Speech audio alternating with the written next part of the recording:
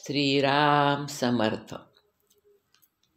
जयाचा जनी जन्म नामार्थ झाला, जयाने सदा वास नामात केला. जयाच्या मुखी सर्वदा नाम कीर्ती, नमस्कार त्या ब्रह्मचैतन्य मूर्ती. जय जय रघुवीर समर्थ. सद्गुरू श्री ब्रह्मचैतन्य गोंदवलेकर महाराज यांचं प्रवचन 18 फेब्रुवारी. नामाविषयी शुद्ध भाव आवश्यक. ईश्वर सर्वांचा उत्पन्न करता आहे, रक्षण करता आहे, तसेच संहार करताही आहे. परंतु तरी त्याला न्यायी आणि प्रेमी म्हणतातच, कारण तो निस्वार्थी आहे. म्हणजे प्रेम हे निस्वार्थातच असते. आपल्याला खरे म्हटले म्हणजे आपला स्वार्थच नडतो. आपला स्वार्थ प्रेमाच्या आड येतो. आपले विषय ईश्वर प्रेमात व्यत्यय आणतात.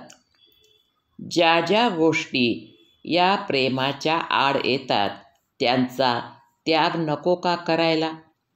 तेव्हा विषयांची आसक्ती, त्यांच्यावरचे प्रेम नाहीसे झाले पाहिजे. आपण ईश्वराचे, संतांचे झाले पाहिजे. त्याशिवाय आपल्याला कशाचीही गरज वाटता कामा नये.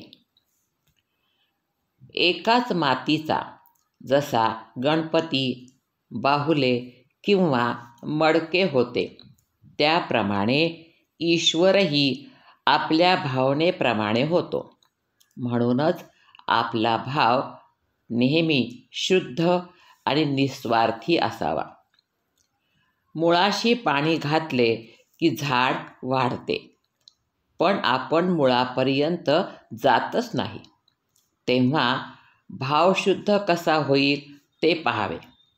उदाहरणार्थ, एकादशीच्या दिवशी उपवास करायचा एवढेच आपल्याला ठाऊक असते.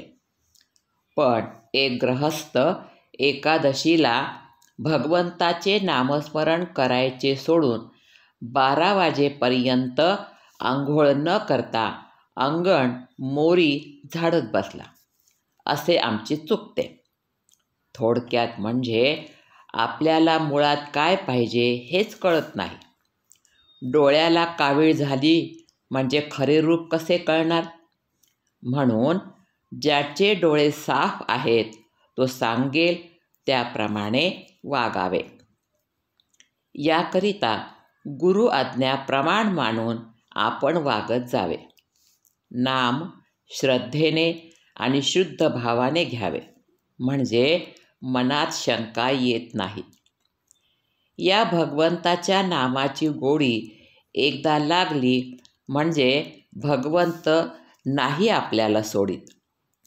नामाशिवाय दुसरे सत्यच नाही अशी दृढ भावना झाली पाहिजे. जितकी देहबुद्धी अधिक, तितके नाम अधिक घेतले पाहिजे. आज इतके दिवस आपण विषयांचे चिंतन केले, त्याने आपल्या हातात काय आले? नामासारखे सोपे साधन नाही.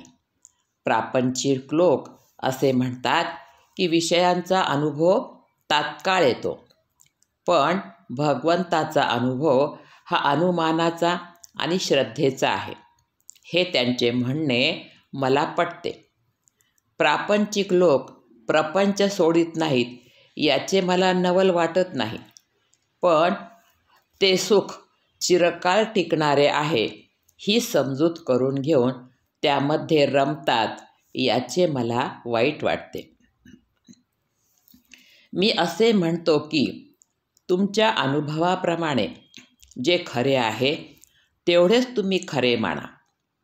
विषयाच्या ध्यासापासून सुख नाही असे वाटू लागले म्हणजे नामाची गोडी येईल.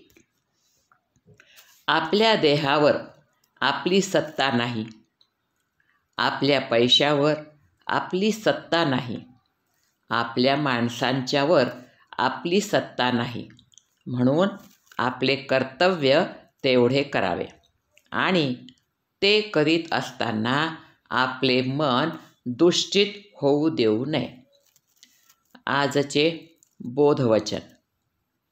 भगवत प्राप्ती हे आपल्या जीवनाचे ध्येय ठरवून आपण नेहमी त्याच्या भोवती फिरत असावे, म्हणजेच त्याच्या अनुसंधानात असावे.